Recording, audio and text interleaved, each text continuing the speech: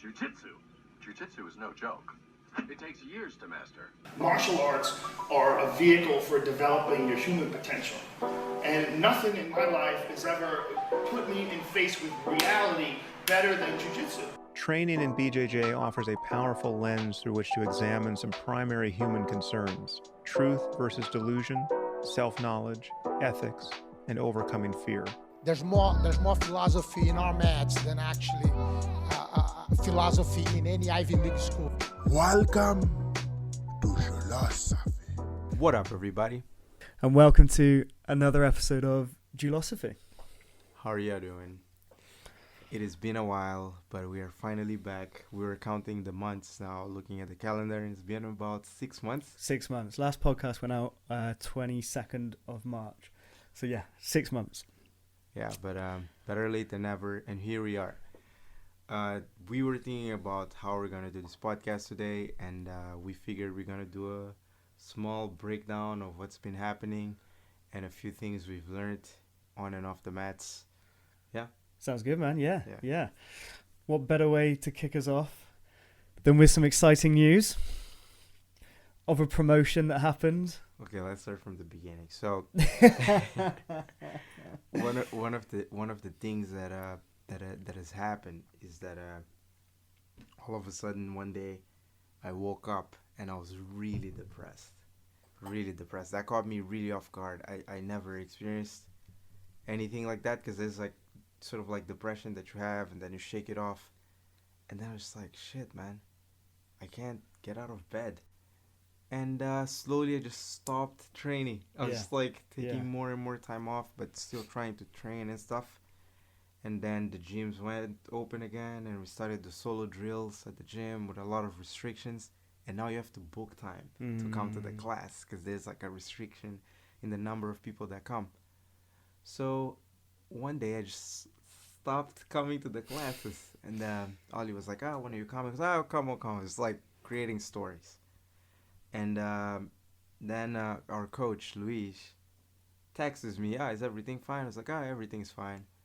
I was like, when are you coming? And I'd always be like, come tomorrow. So I was missing days. And 2 weeks go by. At this point, I'm like keeping time to myself. Like, I shut down from the world. And Ollie asked me a few days, like, "Are you coming tomorrow?" I was like, "Yeah, I'm coming tomorrow." And then the coach also, "Are you coming tomorrow?" I was like, "Yeah, I'm coming tomorrow." But just before we get into this, I just remember you slowly drifting away. But the thing about it is that like I'd message you like, "You come to the gym, we'll weight train, we'll do a class," and like sometimes you like the kind of person you are anyway. Sometimes you just like you don't show, and everyone's like, man, that's Iki," or like, or you show up late and you're like, whatever, man, like how it's going. But then like it started to become more and more. But I think the really important thing was that you were quite open and honest about like you were going through some stuff, like you were struggling. So like we were chatting about it, and like I'd be like, are you getting like help? Like, how are you doing? What's going on?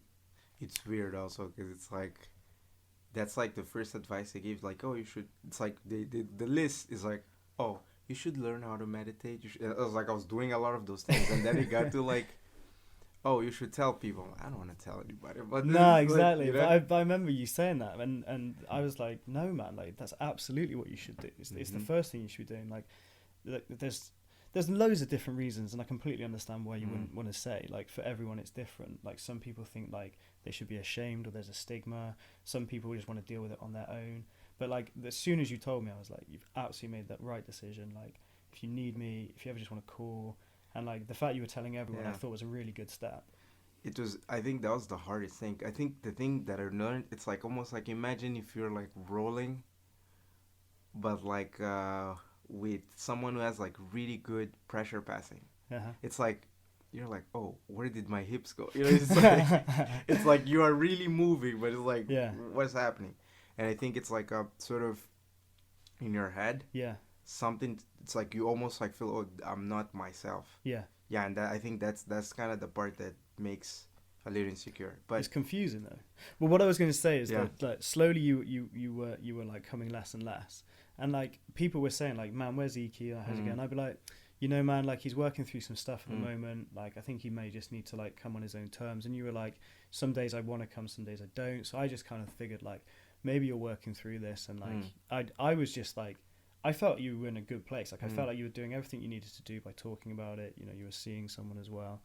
But then the 2 weeks where you went AWOL, that's when we got concerned. Yeah. Like you weren't picking up your phone. Like no one had heard from you.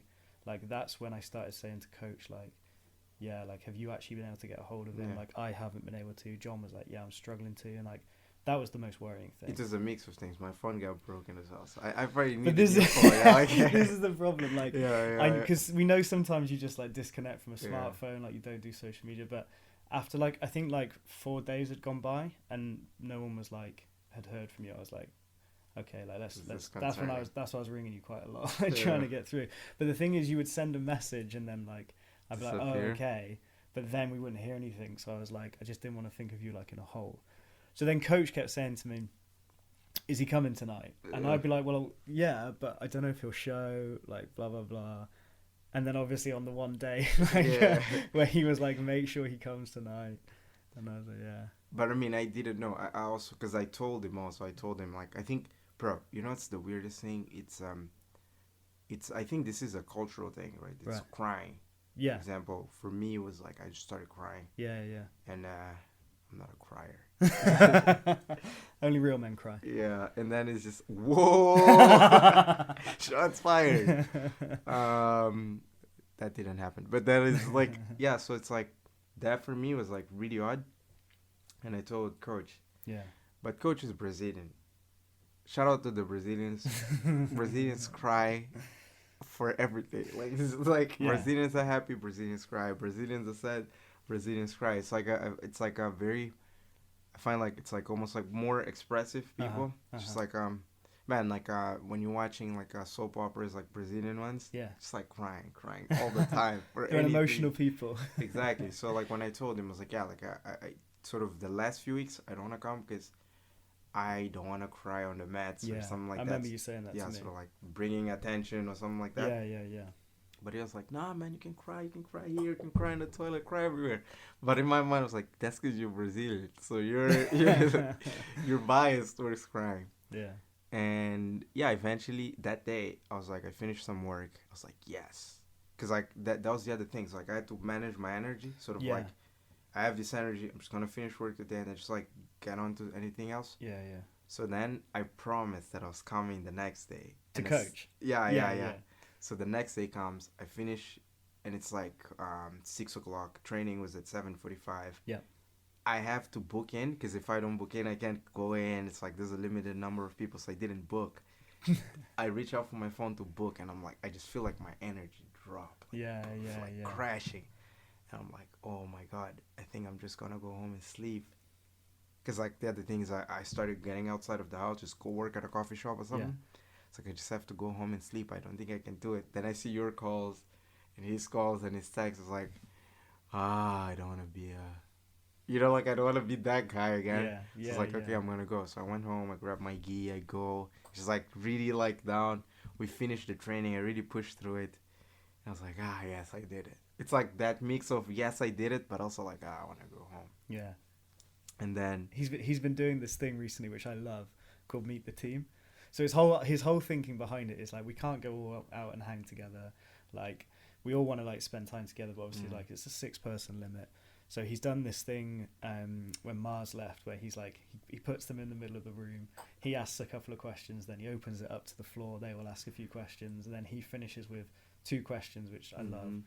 But that's exactly what he did to you. So we finished. He's like, Iki, come take a seat in the middle of the floor. Yeah. And the thing is as well, I was thinking, obviously knowing that you'd been working through some things, like you had like the whole like emotional thing, like to be sat there, it's quite a lot of pressure, like you're around your peers and stuff. But man, like as soon as you started answering the questions, I was like, he's cool, he's fine, like he's good and everything. And I think the first couple of ones, he's like, who's Iki? Why did you move to London? Like, what are you doing? Blah blah blah. Yeah, like my plans for next year and on, and then the thing, he caught me off guard. It's like, oh, by the way, you told me that you've been crying. I was like, Jesus Yeah. Christ. Like that. But But that's why you love Coach, right? Because he doesn't mess about. He just Yeah. throws it all out there, Straight to the and point. he's like, let's just deal with this right now. And I think a beautiful thing about sort of the gym where we're in is like it's a safe space. 100%. 100%.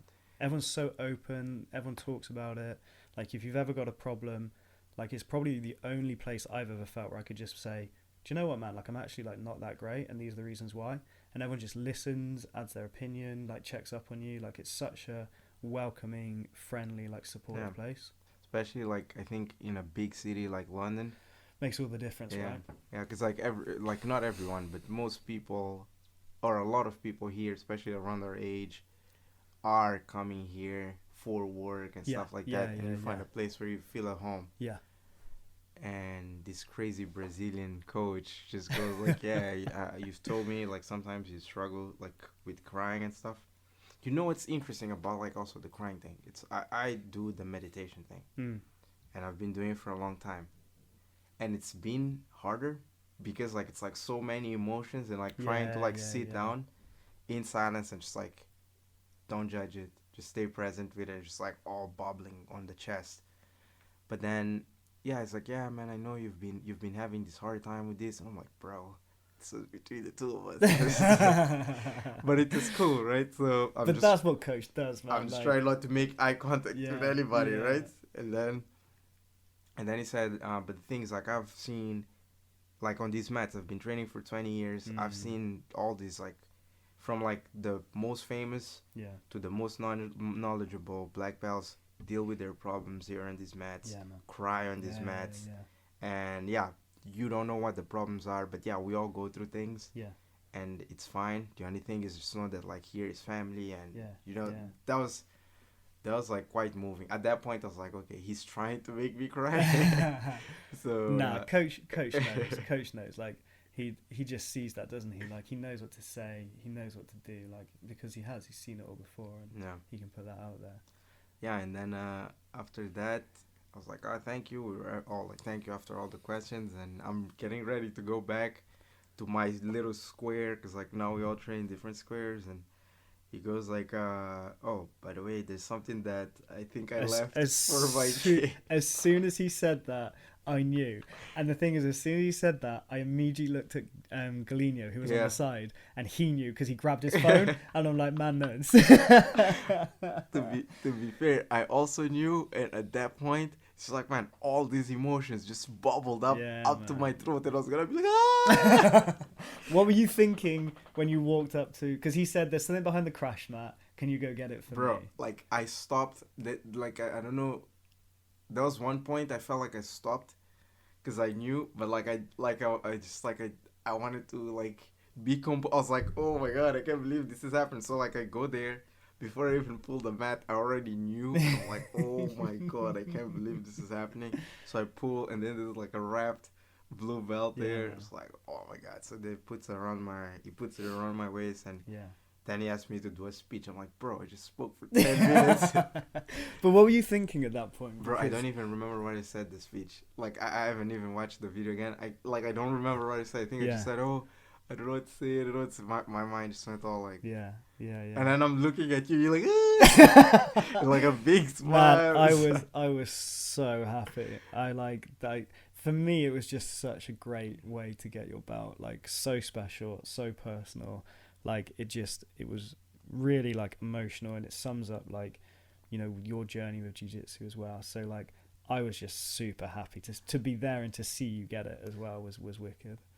So next day comes, and I just wake up, and I am thrilled, bro. I felt like I took like all kinds of drugs. It's just like I'm just like laying in my bed. I think usually like I wake up and I meditate. That day I just woke up and I laid in my bed like, oh, I can't believe it. Like I didn't even want to reach for my bag, like you know, to go see it. Like it's like I can't believe it. Like I didn't go see if I had a belt until I got back to the gym. That's like so sort of, because I was like, I just couldn't believe it. I was like, Oh my god! I remember when I even went to the gym, I still had my white belt inside the bag, this way.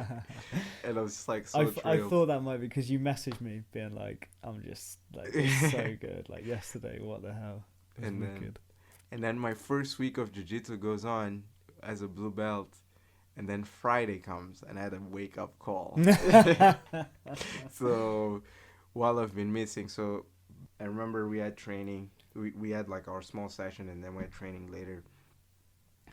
And I went home and just went straight to the toilet, and then I just like literally just straight out of that I just went back to the gym. It was like I was like, oh my god, I have been summoned to go back into training as hard as I can under the limited conditions we have. Do you think that is now going to be the focus to get back on track with jiu-jitsu? I think so. Like I think two things. First is, like how a lot of people say, oh, when I got a belt, I feel like a lot of pressure.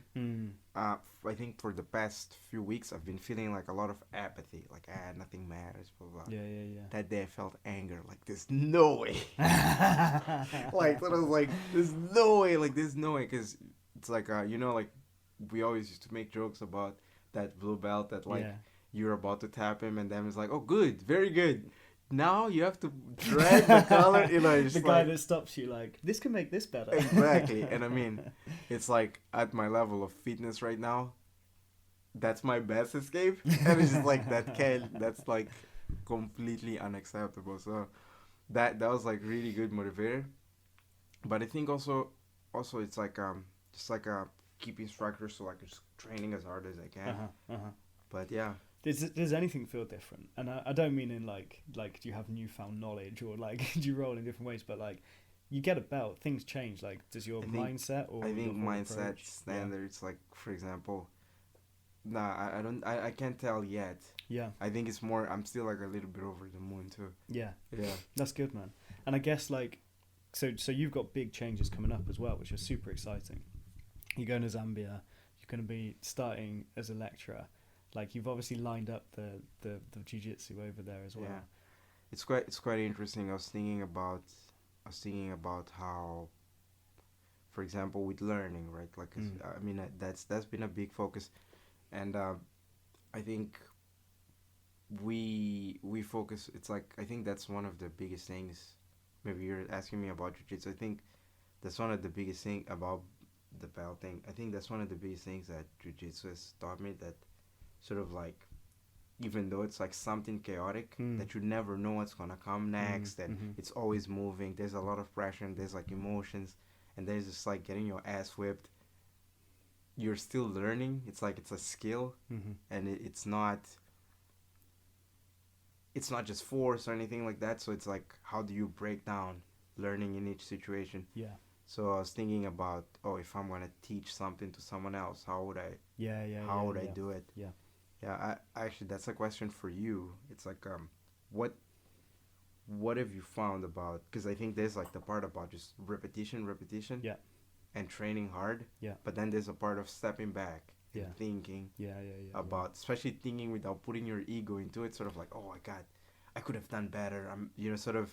Yeah, that's really interesting, actually, for sure. Like for me, like nothing beats just time on the mat, but consistent time as well. So, like one of the, because I have been training really regularly. I've been coming to like pretty much all the classes, and one of the things is it follows a journey. Like coach has a journey, and I think I probably didn't realize that, because before, when it was like come to like a couple of classes, you were kind of dipping in, and he had like the journey, but you were like going, let's say like 3 times a week, you would come in at those 3 intervals, where if you come consistently as many times as possible and you follow his journey, then it all just pieces together and makes more sense. And that is no criticism of coach, because I'm sure he was doing it before, but unless you're there every single day following how like he's thinking and how he's mapping it out, it's really hard to piece together sporadically.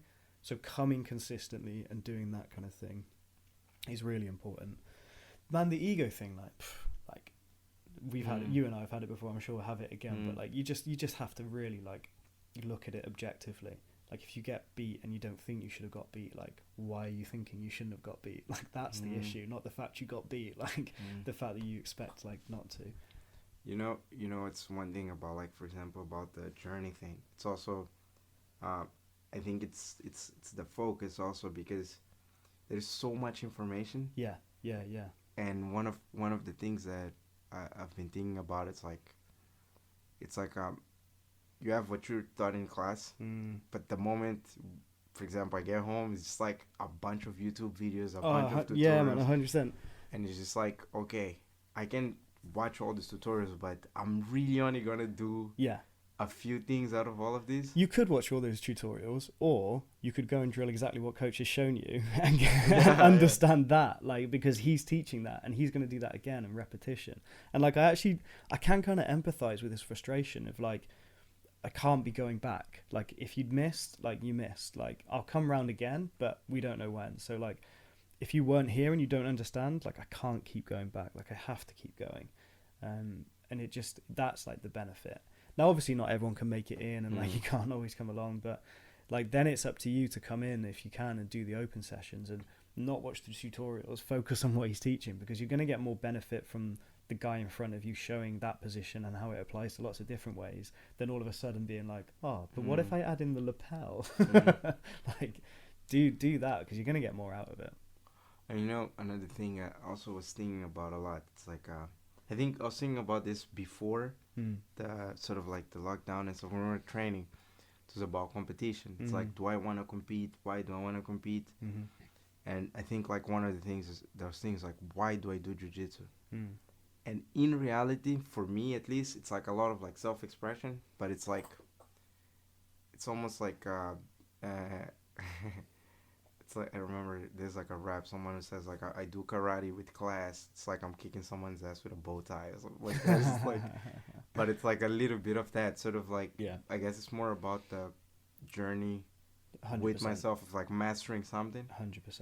And it's just like, I think the competition is part of that, not necessarily like, oh, whether I won or I lost, but it's like, how far am I going? With It's a what test. I've learned. It is a test. Can you perform on the day? Like, can you go out, be faced with a problem, an unknown, unforeseen problem, and can you handle it? Can you deal with it? When like, the stakes are a bit higher. 100%, because that problem's also trying to like snap your arm and choke you out. One of the things that like resonated with me the most was over lockdown, and coach was doing like the Instagram live sessions, and they had Alan Finfo on it, and he said like, nobody made you put your name down. You put your name down to fight, to compete. Like, it's up to you. And that really resonated. And it's like what coach always says, like, you have to know what you're doing. Like, you can't just turn up and hope for the best. You need to know what you're doing. And that was like a big mind shift for me. I was like, yeah, like, I'm choosing to do it, so I better make sure that like I know why I'm doing it, and I'm turning up like with the right tools and prepared to do it. But who knows when we'll get back to competing. Yeah, it's actually like, to be fair, it's like it's been good. There are a lot of benefits that have come from slowing down, because like we actually, I think it's like there is more time to be like, why am I doing this? It's so true. Why am I going this way to pass this person's guard and not this way? It's funny, isn't it? Like, no, before lockdown, we'd have never done this. Like, we'd have never said like, do you know what? No rolling, no sparring. We're just going to be looking at concepts and ways of working and like how positions link together. Like, it just wouldn't have happened. So like, what seemed like a huge negative has all of a sudden become this like massive positive, in that we're taking it slow, we're really focusing on stuff, and we're really doing it, which is like, it's really beneficial, I think, at least. It's quite interesting. It's like, I think there's a quote I read once. It's like, if you can't explain something to someone else, you don't understand it. I don't know how true that is, but because I mean, some people just know how to do things so well that they actually can't explain it. Yeah.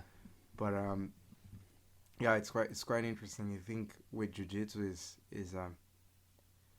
it's not guesswork. You know, it's like it's not guesswork, and it's not about necessarily talent. It's a lot about, I know why I'm putting my weight this way. I know I'm switching this. Yeah.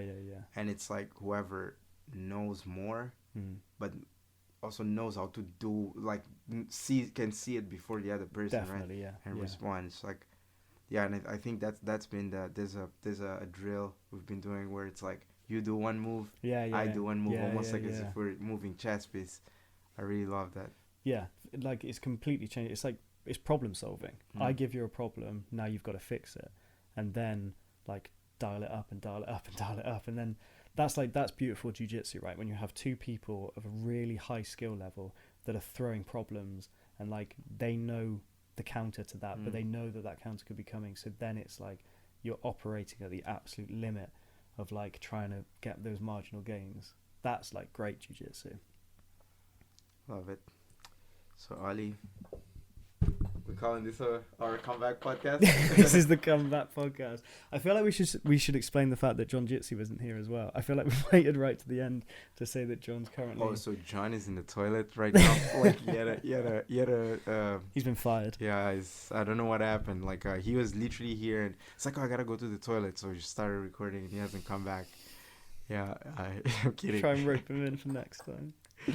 Nah, John is the last minute call from a very important cause, so you couldn't make it. Yeah, we'll try and get him on the next one though. Yeah. Listen, bro. Yeah. Congrats. Thank you so much. It's awesome. Man, it's not just thank you so much. It's like there's no way I would even get one stripe if I didn't have partners like you, like especially you, man, because we train a lot together. I already know, I can't say it on the podcast, but I already know which side you're gonna try to pass, which guard you're gonna pull. It's like literally like our roles is like, I am not gonna let him do this, or it's not necessarily, oh, what is gonna happen today? No, I mean it, man. It was so awesome that like we've been on our jiu-jitsu journey together. To see you get that belt, so deserved, so awesome to see, man. Like it was brilliant. Sweet. Well, thank you so much for listening. We're looking forward to be out here with you once more soon. Yeah, man. Cool. Stay safe in the streets. Peace out. Peace out.